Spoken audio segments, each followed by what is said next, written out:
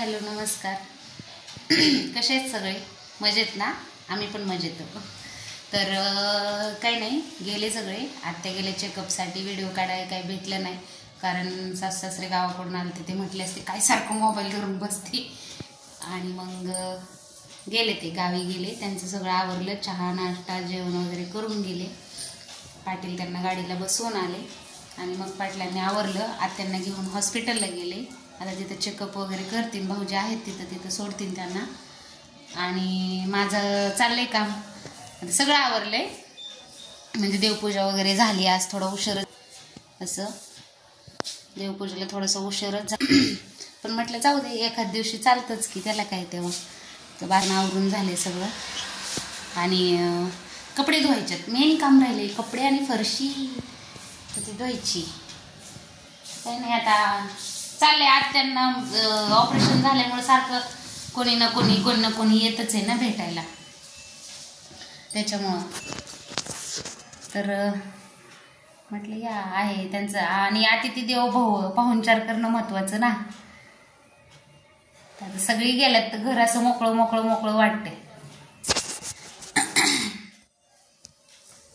काही नाही झालं. आज भाजी पण करून ठेवली. दुपारी काही स्वयंपाक नाही, एखादी भाकरी टाकली तर टाकायची पाटलांसाठी. आणि आता येतात का नाही त्याच्यावर डिपेंड आहे ना. म्हणजे ताईंनी थांबवलं तर ताईंपाशी थांबतील किंवा येतील. बघू दुपारच्या स्वयंपाकाचं काही एवढं टेन्शन आहे. हां, आणि महत्त्वाचं म्हणजे आज माझी पोरं ट्रिपला गेली. सकाळी व्हिडिओ काढायचा होता पण राहून गेलं. ते जाताना इतकी आनंद, इतका उत्साह होता त्यांना. रोज अरे उठा रे करायला लागतं. आणि आज अरे बापरे, शंभू तर माझा किती वाजता उठला माहिती का? 6:30 वाजल्यापासून तो जागा. एरवी तो 7च्या नंतरच उठतो, पण आज 6 वाजल्यापासून. दीदी पण जागीच होती, पण उठवायचं कसं? मग म्हणतील ना शाळा असल्या उठत नाही असं. दीदीला हुशार आहे बोलणी फक्त शंभूलाच पाहिजे असं. तर मग असं काही असलं तर आनंद असतो, उत्साह असतो पोरांना. जायची गडबड. मस्तपैकी टकाटक आंघोळ बिंघोळ करून आवरून गेले निघून. मग आता गेलेत भारती रिसॉर्टवर पोचलेत. फोटो काय आले नाहीत अजून त्यांचे. तर यायला 6 वाजतील. मेसेज येतो वेळोवेळी ग्रुपवर शाळेच्या. 6 वाजतील म्हटले. मग 6 वाजता घेऊन यायचं त्यांना जाऊन शाळेतून. तसं तर नाही जायला लागायचं आणायला, कारण मोठी येतात येतात मनाने. गेल्या 7-8 जण ग्रुपनी गेल्या सकाळी आमच्या इथूनच. आणि मग येताना इथंच गल्लीतलेच आहेत सगळे, त्याच्यामुळं येतील ग्रुपनीच. घ्यायला असं जायला गरज नाही आहे. आता झालेत मोठी, त्याच्यामुळं असं काही नाही आहे.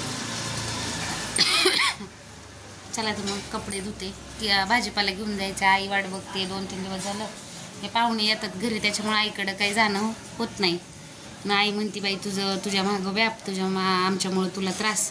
म्हटलं नाही बाई, त्रास कशाचा. मग जाते आज. पाटलांना म्हटलं माझी गाडी खराब झाली आहे ना. मग पाटलांना म्हटलं की जाऊ किराणा दिलाय, सॉरी भाजीपाला घेऊन जाऊ.